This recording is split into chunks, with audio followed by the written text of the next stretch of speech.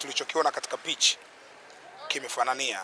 Young Africans walikuwa bora muda mrefu, hususan kwenye mpango. Yanaposema walikuwa bora kwenye mipango yao ambayo walikuwa wameitengeneza katika mechi ambayo ilifanikiwa na wakaweza kuondoka na ushindi. Naposema hivyo, makocha wote ni makocha wazuri kwenye mbinu, kwenye reaction, namna ya kujibu mapigo ambayo anaonesha mpinzani. Young Africans walifanikiwa katika kufanya pressing ya moto, kufanya pressing ya juu. Azam ilikuwa wakitoka kwenye eneo lao la ulinzi wasogee katika eneo la pili, wanapitia katika safu ya kiungo.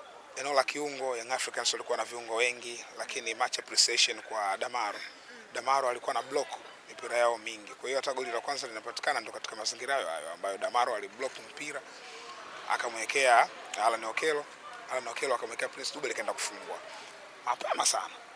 Baadaye likaja goli jingine pia baada ya muda so mrefu, wakaenda kufunga goli la pili la kaliba ile high pressing, wanafanya counter pressing kwamba tunakupokonya mpira, tukikupokonya mpira one way wanaenda kushambulia. Kwa hiyo na nyepi wakafanikiwa, wakapoka mipira na wakaenda katika lango la pinzani kwenda kufunga.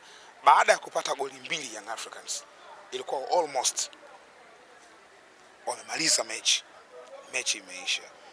Nasema hivyo kwa nini? Tuliona Yanga imerudi nyuma sasa, wanakwenda kulinda. Kwa hiyo ni mpango ambao ulifanikiwa wa dakika za mapema kupata goli, mechi wao wameiua na walifanikiwa katika hilo. Kwa hiyo nadhani kwa Ibenge tuseme ni kocha mkubwa, naheshimu kuhusu Ibenge, lakini ni kama Azam walikosa majibu ya kujibu wakati ambao wanafanywa counter pressing.